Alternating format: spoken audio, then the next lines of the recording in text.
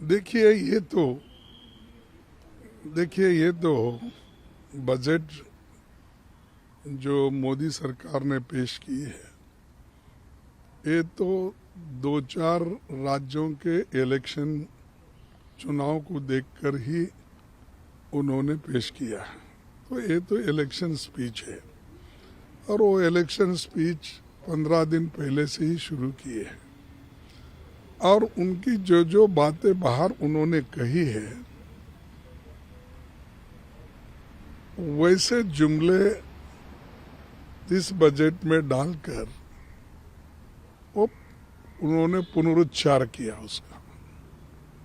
और दूसरी चीज, बजट में सबसे ज्यादा प्राथमिकता होना चाहिए था जो आज इन्फ्लेशन बढ़ रहा है, महंगाई बढ़ रही है, उसको कंट्रोल कैसा किया जाए वो उसमें नहीं है। और जो आज अनएम्प्लॉयड यूथ है उनके नौकरी के लिए एम्प्लॉयमेंट देने की बात उन्होंने नहीं कही। हालांकि पहले तो उन्होंने ही कहा था कि हमने हर साल 2 करोड़ नौकरियां हमारे युवाओं को देंगे। तो उनके 18 करोड़ नौकरियां कहाँ हैं? उसके लिए कौन सा बजट है? तीसरा, जो सरकारी वैकेंसीज है वो भरने के लिए भी उन्होंने इसमें कुछ नहीं कहा। और जो 30 लाख वैकेंसीज भरना है उसके लिए तो बजट का प्राविधान होना चाहिए, वो भी इसमें नहीं है।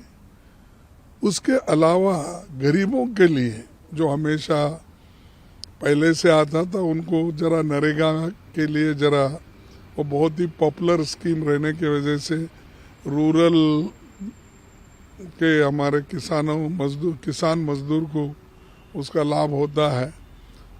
उसके लिए उन्होंने इसको बहुत अलग दृष्टि से देखा था। लेकिन आज के बजट में पहले जो 90,000 करोड़ था, 90,000 करोड़, उसको घटाकर उन्होंने 60,000 करोड़ कर दिया है। तो गरीबों के लिए भी कुछ नहीं है, अनएम्प्लॉयड के लिए कुछ नहीं है, महंगाई कंट्रोल करने के लिए भी कुछ नहीं है। ये चीजें तो एक तरफ है। दूसरी तरफ जो रूरल में वहां भी अनएम्प्लॉयमेंट है, डिस्ट्रेस है, लेकिन अर्बन युवकों के लिए नरेगा जैसी योजना लाने की बात पहले भी उन्होंने की थी, उसका भी कोई इसमें जिक्र नहीं है।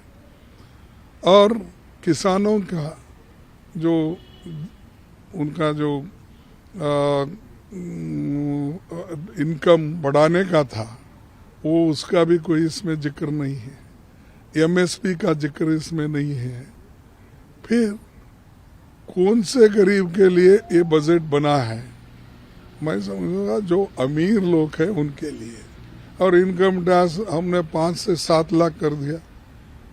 भाई, इन्फ्लेशन इतना बढ़ गया है, कोई 2 लाख कोई बड़ी राहत नहीं।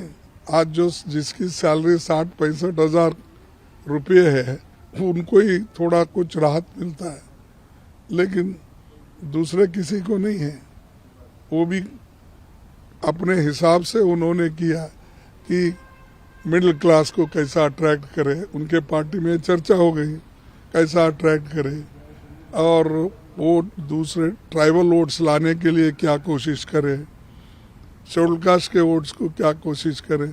जो ये इलेक्शन स्ट्रेटेजी करके उसके तहत जो उनको फायदेमंद होगा उसी के तरफ ध्यान दिए हैं। लेकिन कहे तो ये है, लेकिन शेड्यूल कास्ट के बच्चों को, शेड्यूल ट्राइब्स के बच्चों को पहले स्कॉलरशिप मिलता था, उसका भी जिक्र नहीं है। माइनॉरिटीज के लोगों को स्कॉलरशिप मिलता था, वो भी बंद हो गया, वो भी इसमें भी जिक्र नहीं है। और बहुत सी चीजें उन्होंने ऐसी कही है कि हमने इतने कॉलेज भी बना रहे, वो बनाए, फलाना मेडिकल कॉलेज। भाई, मेडिकल कॉलेज प्राइवेट दे रहे हैं, गवर्नमेंट दे रहे थोड़ी। स्कूल भी प्राइवेट बना रहे हैं आप। कौन गरीब का आदमी बड़े बड़े जो कमर्शियल स्कूल्स और कॉलेजेस खोले गए उसमें एडमिशन उनको मिलता है? वो तो सरकारी स्कूल की तरफ देखेगा, देहात में रहने वाला, म्यूनसिपालिटी एरिया में रहने वाला, लोअर मिडिल क्लास का आदमी, इवन मिडिल क्लास का भी, क्योंकि फीस इतनी है कि एक महीने को कई जगह 1-1 लाख रुपए लेते हैं, 50,000 लेते हैं। तो ये जो आपने मिडिल क्लास के लिए इनकम टैक्स का राहत हम दिलाए कहते हैं, उसका बच्चा भी प्राइवेट स्कूल में पढ़ नहीं सकता। तो ये सारी चीज़ें, ये सारी मुद्दे हैं और इसको नज़रअंदाज किया गया है। और इनइक्वालिटी की बात, इनकम इनइक्वालिटी इतनी बढ़ रही, रोज पर रोज गरीब गरीब होते जा रहा, अमीर अमीर होते जा रहा। और हिडनबर्ग का रिपोर्ट अगर आप देखते हैं, वो चौंकाने वाले हैं कि हम नहीं कह रहे, हम कहे तो वो बोलते थे हमेशा ही कांग्रेस वाले कुछ ना कुछ देश को बदनाम करने के लिए, यहाँ इन्वेस्टमेंट नहीं आना उसको रोकने के लिए बात कर। हमने नहीं, ये तो प्राइवेट वाले हैं, डालो डिफेमेशन केस, कहो। उन्होंने तो जोर, उन्होंने कहा कि हाँ हमने कहा है, हम सबूत दिलाएंगे इसका, हम फाइट करेंगे, आप करो कुछ भी, उन्होंने कहा। तो इसका मतलब ये है कि गरीबों का पैसा कहाँ है? LIC में है, अपने बच्चों की पॉलिसी करता है, एजुकेशन पॉलिसी कराता है, खुद की पॉलिसी करता है, घर के लोगों की पॉलिसी करता है। उस जितने भी पॉलिसी होल्डर है उनके पैसे हैं, और वो पैसे उन्होंने, एक व्यक्ति जो उनका बहुत चाहता है, अडानी, उसके कंपनी में बहुत अटके हैं। कम से कम 87,000 करोड़ गवर्नमेंट का पैसा उनके इन्वेस्टमेंट में गया है। क्या दूसरों को उतना ही दे रहे हैं आप? मुद्रा योजना में क्या हुआ तो उतना ही दिए है। देखिए, ऐसे आप कितने दिन झूठ बोलेंगे? और तुम्हारी बजट जो है ये अमीर है उनके लिए ही है, और जो इस गरीब को आप ना किसान को देखे, ना गरीब मजदूर को देखे, ना SC ST के बच्चों को स्कॉलरशिप देने का देखे, ना एजुकेशन का। आप तो एजुकेशन और हेल्थ को तो फंड बढ़ाना चाहिए था, पहले तो घटाते आए, अब थोड़ा बढ़ाए। यानी मार्केट में जब लोग जाते हैं तो किसी चीज़ बार्गेनिंग होती है, ये सामान कितने का है, तो वो पहले कहता है कि ये इसका 1,000 रुपये है, नहीं नहीं नहीं, फिर नहीं होता तो बार्गेन करने वाला पूछता है ये 600 में दो, नहीं होता फिर ना 900। ऐसा ही इनका बार्गेनिंग है कि पहले तो खूब घटाए एजुकेशन में और हेल्थ में, आज थोड़ा सा बढ़ोतरी की है। ये कोई रिलीफ नहीं कंपैरेटिवली जो आज के दाम हैं, और फार्माटिकल जो औषध लोग खरीदते हैं, तो बहुत ही ये बजट उतना समाधानकारक भी नहीं है एक। और ये गरीबों को मैं कहूँगा कि ये पूरा निगलेक्ट किया गया है, और मैं उसका कारण आपको बताया हूँ कि इनके 8 साल कंप्लीट हो गए, अब 9 साल भी कंप्लीट कर रहे हैं। तो इस 8 साल में इन्होंने जो करना था वो कुछ भी नहीं किया।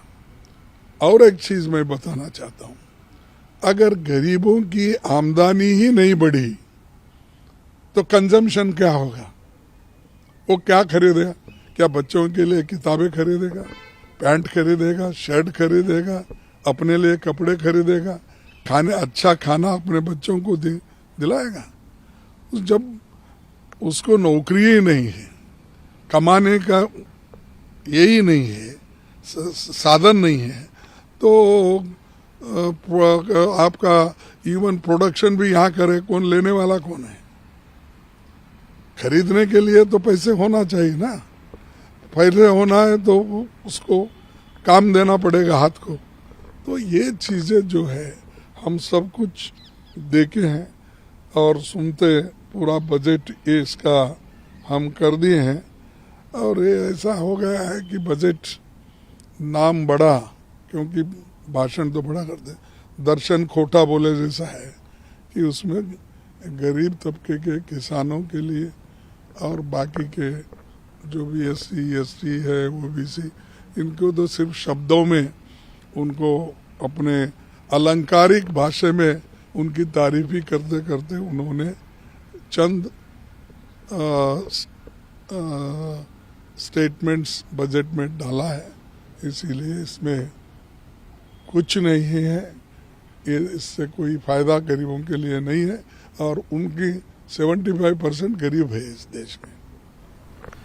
सब प्रधानमंत्री ने भी अलग से संबोधन किया और बताया कि एक अमृतकाल का बजट है, पहला बजट ऐसा है जो आगे फाउंडेशन रखेगा। 7 पॉइंट उन्होंने अपने गिनाए हैं और तमाम जो सरकार की तरफ से जो बड़े मंत्री हैं वो भी इस बात को आगे ले जाके कहने वाले हैं। आप किस तरीके से इस बात को देखते हैं और दूसरा कि आप बजट को कितने नंबर देना चाहेंगे? बस अरे नंबर इसका सवाल नहीं, किसी को नंबर देने, नंबर आप गिन लो ना, बेरोजगारी के लिए गिन लो, इन्फ्लेशन के लिए गिन लो, शिक्षण के लिए गिन लो, हेल्थ इसमें गिन लो, नरेगा में गिन लो।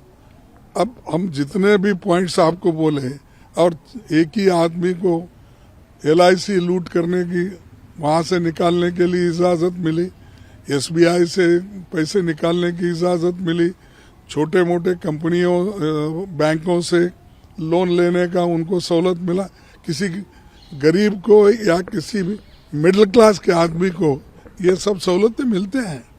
ये सब देखकर आप रिपोर्ट तय करो हमारा क्या व्यू है।